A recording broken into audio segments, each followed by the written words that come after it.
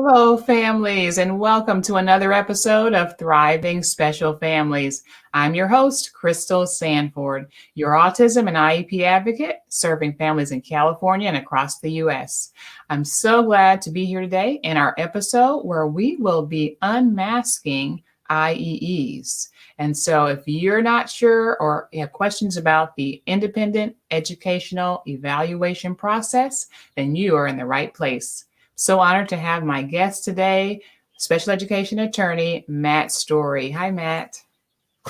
Hi, Crystal. It's nice to be here. Thank you for having me. Well, thank you. Thank you for your time. As we were chatting off camera, it is such a busy time right now at the end of the year, so many IEP meetings. So I really do appreciate you being here today. Absolutely. So families, if you are listening to our podcast, welcome to the Thriving Special Families family. Know that we are here to offer you insight, humor, and hope along your special needs journey. I'm a special needs parent myself. I'm also a special education advocate and speech pathologist. So I'm here to offer you support along your journey. If you are a parent who's watching us live, then welcome as well. Feel free to add your questions or comments to the comment section, and we'll do our best to answer those along the way. And lastly, just know that the information that is shared is for your informational purposes only. If you are in need of medical or legal advice, please do contact your professional in that area. So again, our topic is unmasking IEEs, and we have the pleasure of having Matt Storey. Matt is a special education and civil rights attorney, and he's the owner of the law office of Matt Storey, APC. His practice focuses on representing children with disabilities and their access to education. He has represented clients in administrative hearings, the United States District Court, and the Ninth Circuit Court of Appeals. Matt also served in the United States Air Force, and afterward he received a BA in political science and international relations from the University of California at San Diego, and his Juris Doctorate from Thomas Jefferson School of Law. So we are super honored to have you, and thank you for your service as well. Thank you very much. Yeah. So Matt, what led you, after a career in the military, what led you to become a special education attorney? Oh, my path was relatively straightforward. I have a brother with cerebral palsy, and my mom was an advocate back in the 80s and 90s when there was maybe 2 advocates and no attorneys. Wow. And so for me, it was a very simple segue into a community that is extremely important to me. So I can't really imagine doing anything else than what I do now. Oh, that's amazing. And that's just beautiful that, out of your own life story, this led to the work that's become, your passion and your work. That's great. It is. There's not a lot of attorneys in our field, but most tend to have, I think perhaps like yourself, end up having some kind of connection to it, which I just think makes the work that much better. I agree. I agree. Definitely. So our topic today is unmasking IEEs. And we use that term because there's a lot of masks going on right now and in different contexts. But in this context, unmasking help us to understand and better appreciate the IEE process so families can access this along their journey with IEPs. So first, what exactly, for those parents who are unfamiliar, what is an IEE? So an IEE is an independent educational evaluation, and it comes directly from the federal statutes. The idea behind it is that, when the government was writing the law, they understood that parents having information was extremely important in the development of an IEP and advocating later. And they wanted to provide parents access to outside professionals should the school not get it right. And so what the law says is that when the district conducts an assessment, the parent has a right to disagree with it. And they can ask the district for an IEE. And the district would have an individual to do that assessment of the parent's choice. And that's essentially what it is. And so what's important to know about it is that when you ask for an IEE, the district can either grant it, which they typically do, or they have to file a due process to defend their assessment. And sometimes they do that as well. Now, thank you for defining it for us. And, I teach a class to parents every month through the regional center. And that's one thing that I talk about is IEEs. and the conditions. And one condition is that if they choose to stand and defend their argument, they potentially could file due process against parents. How often do you actually see that happening? I want to say, honestly, I've only seen it happen once in my time with families. So, a handful of times a year. To be honest with you, it goes in fits and starts. So there'll be a district that takes a position that they're going to fight a lot of these in one year, and then it goes away the next year. It's very difficult to predict. And to be frank, just in my conversations with administrators and lawyers, that's not necessarily a good decision.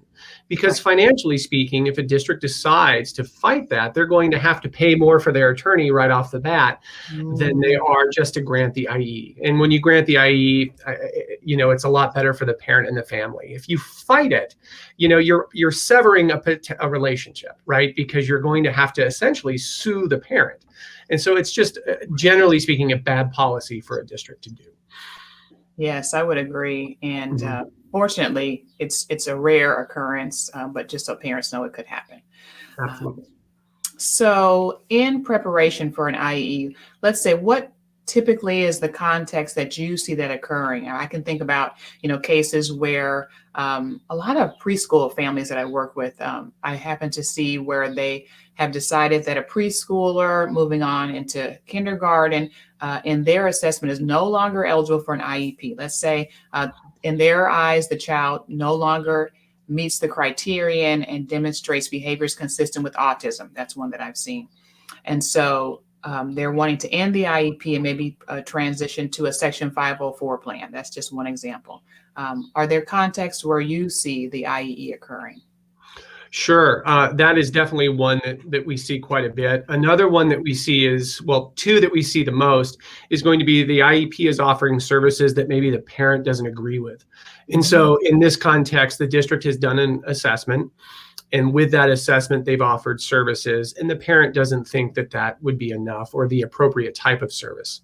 The other one is placement. That's the larger one we see, where the parent believes that the placement being offered through the IEP is inappropriate, whether or not it's a special day class or whether or not it's an RSP class. And oftentimes maybe the parent might be looking for a much higher level of placement, like a non-public school or a day treatment, something along those lines. And an IE can be a great tool to try to resolve that issue. That's great. And that's great for parents to know. So again, parents, if you are maybe having some concern about the placement of your child, potentially not enough inclusion, or maybe not restrictive enough of a placement, then potentially an IEE could help to support your case in that. Is that what we're saying? Yeah. And another thing that happens, I've had assessments for my children as well. When you get an assessment back sometimes from a school, it's really confusing. There's not a lot of information. The big thing that they tend to miss is explanation. So we've provided you all this data, but we're not going to tell you really what it means. And that can be very confusing. And then more importantly, they don't make recommendations. So, you have this 30-page assessment, 20-page assessment. And at the very end of it, there's nothing that tells you what we should do with this information. Right. And in that case, you may agree, or it may be that everything they're doing is right, but you really don't have the information to make a decision on whether you should accept it. And so an IEE can be a good tool to do that. They just tend to be, for lack of a better term, they just tend to be better assessments. And I will tell you, I have to agree. I've worked as a speech pathologist for over 20 years in public schools. And I can remember when and of course, I attempted to do very thorough assessments and, under the auspices of what I could do in the school district. But I can remember seeing IEEs, and they would often be pages and pages. And often just because those assessors have the flexibility and the time to dive in, where school districts are, trying to push out the IEP after IEP, and they just don't have the time or take that time. So, I agree that those IEE assessments typically are more thorough and can maybe give us more insight into a child that, we don't have. Well, that's true. My son had an assessment, and the district did a phenomenal job. But the one that we see the most right now, by the way, and I forgot to bring this up, is that there have been a lot of assessments that haven't been done because of COVID. So during this time, districts have still been required to do assessments. And so, and most of them have, by the way, but a lot of times they're not. And so what we're doing in these cases is we're getting independent assessments to make up for the loss of those assessments. That's great. And it's great to bring up because it's exactly right. I know even early in the pandemic where schools were not assessing at all, but even until now, there are still schools. I have a case in Northern California, and they did everything virtual. They refused to do anything in person, despite the fact that private assessors have been testing with PPE in place, for months. That's right. I have the same issue up a case up towards LA where the district's still not doing an assessment. Now, in that case, to be honest with you, a simple email got the IEE. So most districts know their obligations. And so once you put that request in writing, it tends to resolve it, and the parents do get their IEE. Yeah. Great. Well, we have, and again, parents, if you're just joining us, welcome again to another episode of Thriving Special Families.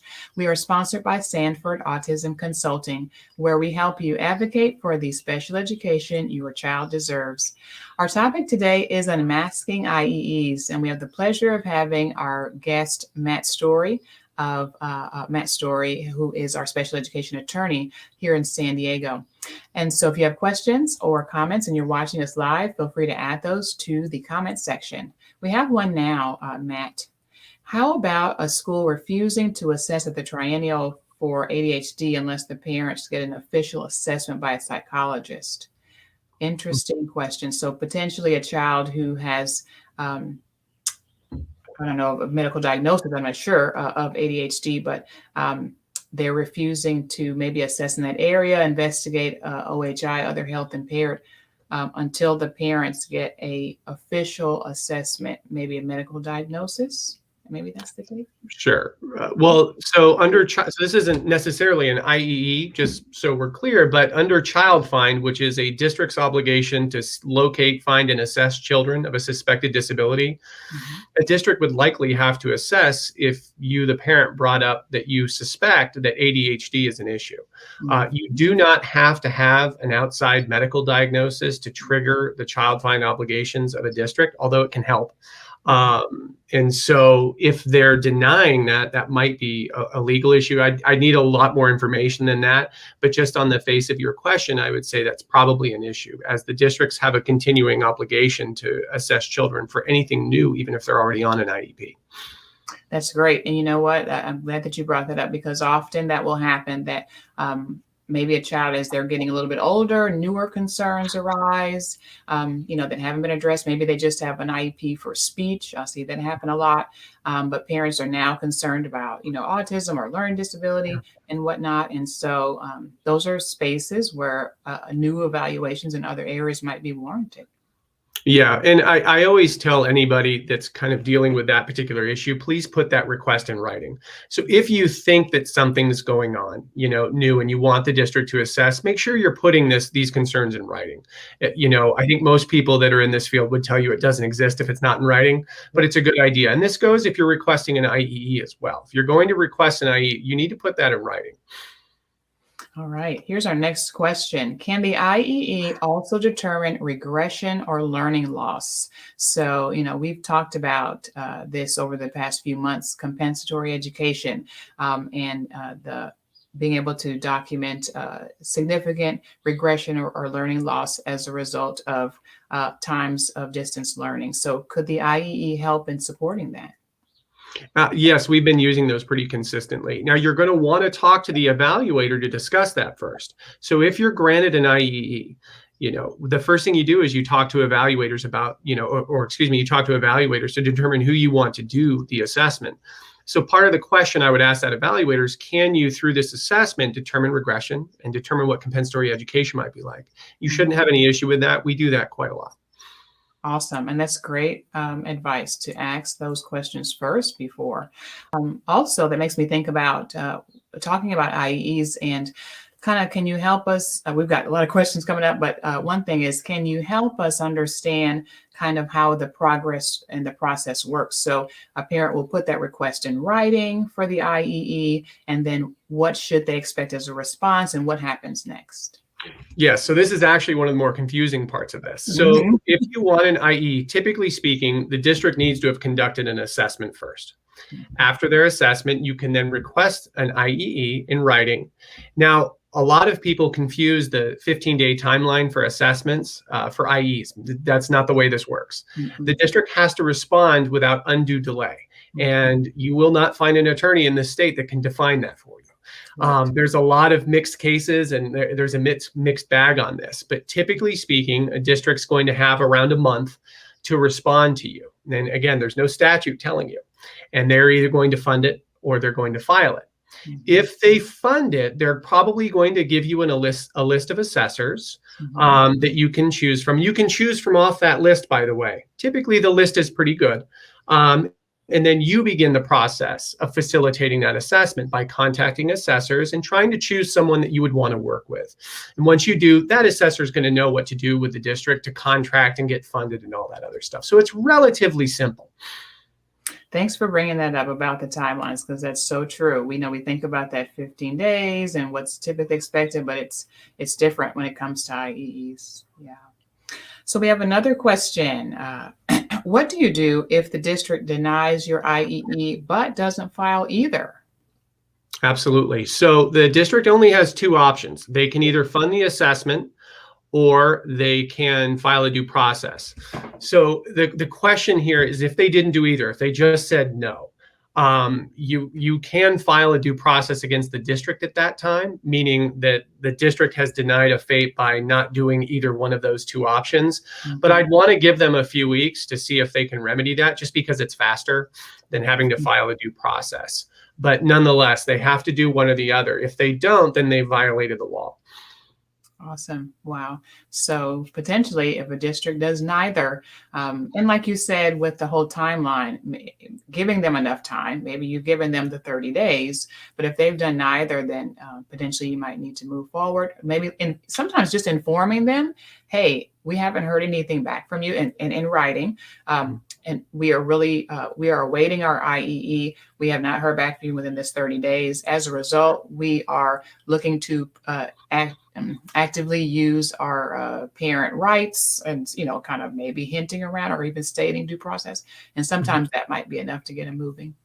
It is, especially right now. I mean, just with COVID and coming back to school, even my emails sometimes get lost in the pile. So it's always a good Mhm. idea to follow up once or twice, Mhm. just because if you have to go the due process route, that's just going to take more time. Yes. So it's at least worth trying to, kick the door a little bit just to see Mhm. if they're paying attention. But if not, you may have to file a due process to force them to give you an IE.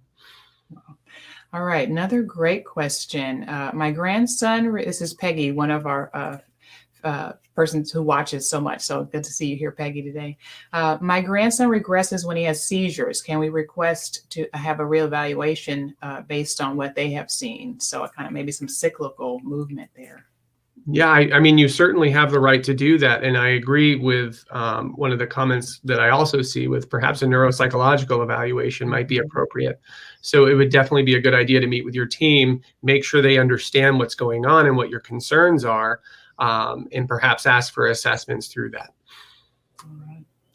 All right, our next question. My child's IEP team has advised me that it is not appropriate for them to test for potential dyslexia until my child is 8 years old or older.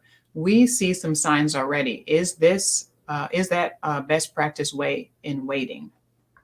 I've never heard that, but I will tell you this, just having done this for the many years that I have, sometimes I hear people say that we don't do something until a certain age, and when investigated, Mhm. that tends not to be true.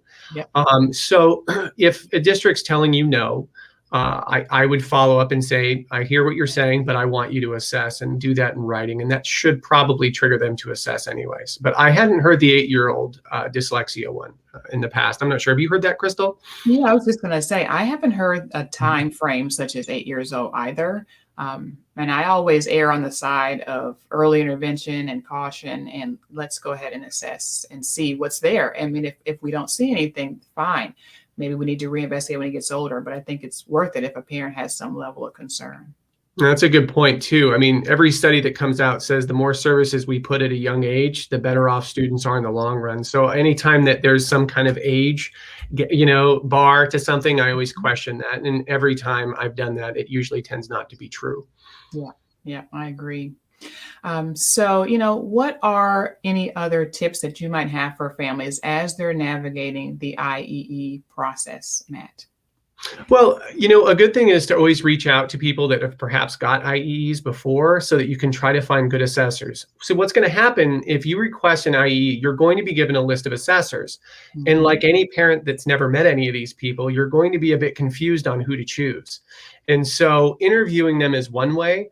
But I also find that trying to reach out to other people, maybe in the community that have gotten IEs before, to get some feedback on what they thought and what their experience was, can be a really good idea. Because, the last list I got from one provider or one district, it had 25 people on the psychologist list. Now, I knew most of those psychologists, and they're all amazing. We're actually extremely lucky to be in San Diego with the amount of providers that we have. But nonetheless, it's still really confusing. So make sure you try to do the interviews on that. Don't just pick the first person. It's very important because you want to be able to work with these people. Right. And you want to be able to have a good relationship, almost vetting like you would in working with, anyone. So especially someone who's going to interact with your child. And also another consideration I think about is, like you said, it doesn't have to be someone on the list. Sometimes districts will push back. What happens if a district pushes back a parent, let's say chooses someone else who's not on the list, and their rate of compensation is higher than what the district typically wants to offer? What do parents do in that situation? So that happens a lot lately and if you're in the San Diego community, that happens a lot with speech. Typically speaking, the district can set some guidelines as to cost, but it has to relate to the prevailing rate in the community. And so if they limit that cost, then you have a choice. You can either find another psychologist or a speech language pathologist, whoever it might be, to do that assessment within those cost parameters. Or you can ask the district to raise the rates, which they do most of the time. So for example, if you have a speech assessment and the assessor charges $1,500, but the district's only paying $950, they should pay more. You can put in writing to the district, hey, listen, I'd like you to increase the cap to this. Usually they will. But if you absolutely want this as a particular assessor and the district is absolutely not going to fund this assessor, then your only option by that time might be to see an attorney to look at forcing them to raise the cost cap. It does happen, but most of the time I see parents who have just asked for an increase in writing. The district typically does it. Yes, we had to do that in a case earlier this year and a similar situation, and they did acquiesce. So sometimes it's just like you said, knocking on that door one more time, in writing, and you're able to get some movement. Well, as you can imagine, I mean, that is not a great case for anybody, because if you're asking for a $300 or $400 increase, once you get attorneys involved, you've blown that way out of proportion. So every time a parent calls me with that, I'll try to have them put that in writing and put it in writing more, just because of the time and really just the cost to everybody. And so usually they will, but still, we do see that from time to time, actually every month. Wow. We do have some great advocates who are with us today. So I want to say shout out to all the advocates who are watching and engaging today. You too can be on the shows. I'd love to have you guys participate maybe on another time. We do have another question here, or not a question, but a comment. They must take you to due process if they deny it. We talked about that. Also, we had talked about San Diego Unified actually raising a rate. Raised the rate for the SLPIE from $900 to $1,500. Parents still paid the difference. So that is actually just so those of you parents who are seeing that letter, and I know Andrea, and she's absolutely right. They did for the most part raise the rates, but I think parents in San Diego sometimes still request IEs and they still get that lower rate. So if you get that $900 rate, please just send an email out, and that should correct the problem. Yes. So another question, if you disagree with your IEP team's recommendations to move your child away from an IEP to 504, how much time do you have before you request the IEE? And so this is kind of what we talked about earlier, like in the case that I saw for preschool, they wanted to move the child onto a 504. And so we made that request at the parent that happened, the parent reached out to me.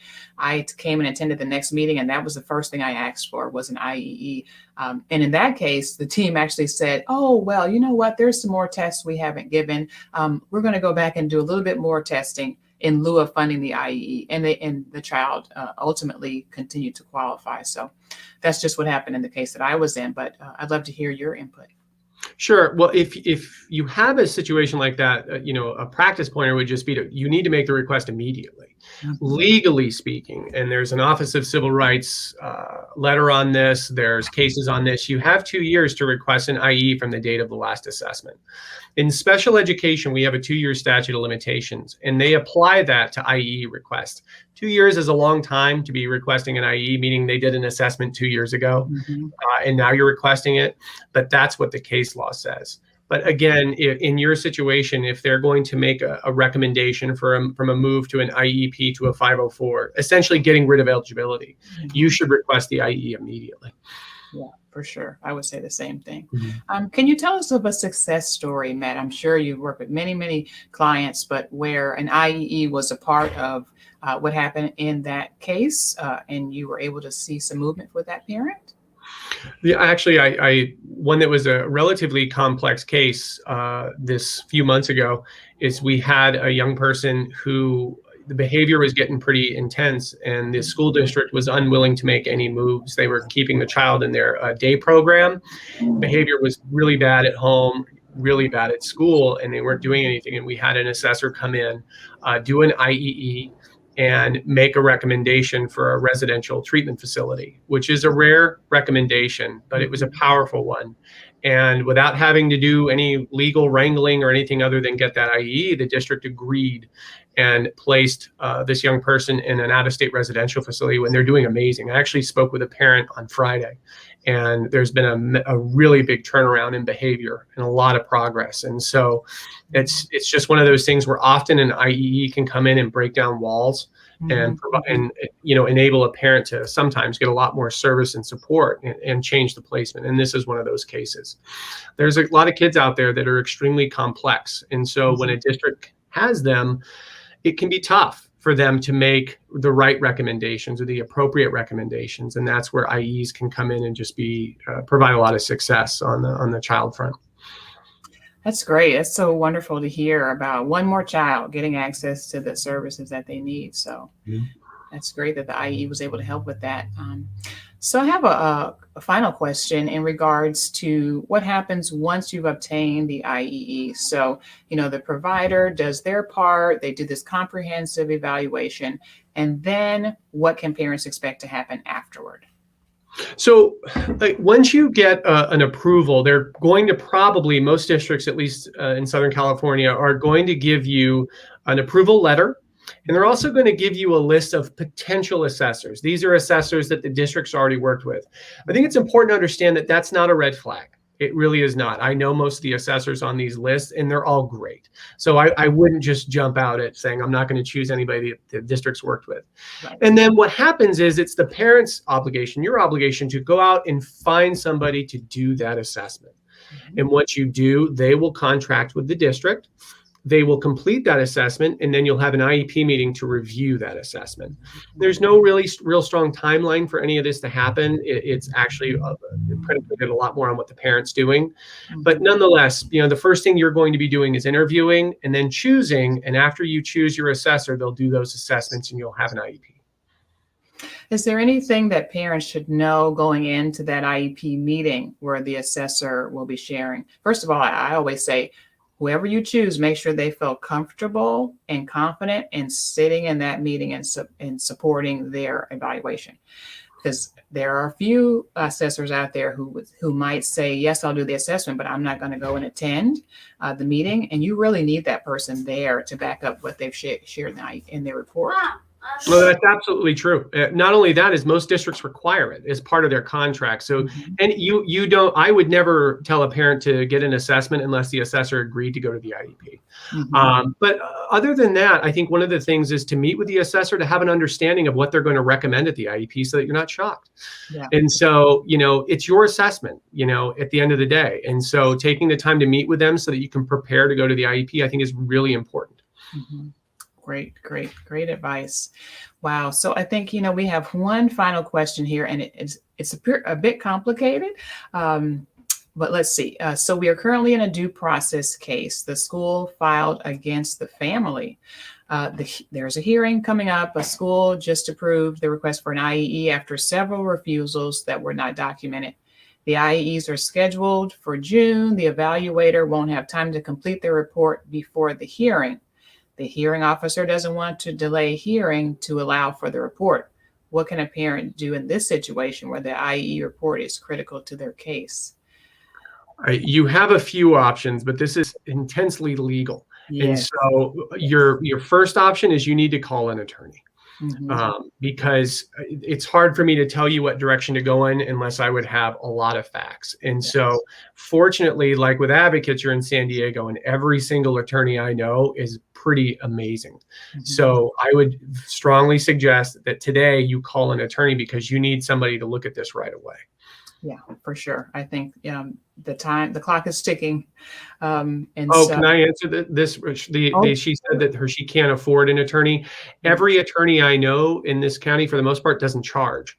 And so we work on, we recoup fees usually from the district. And so you shouldn't have an issue with that. If you talk to an attorney and they were charging, call another attorney.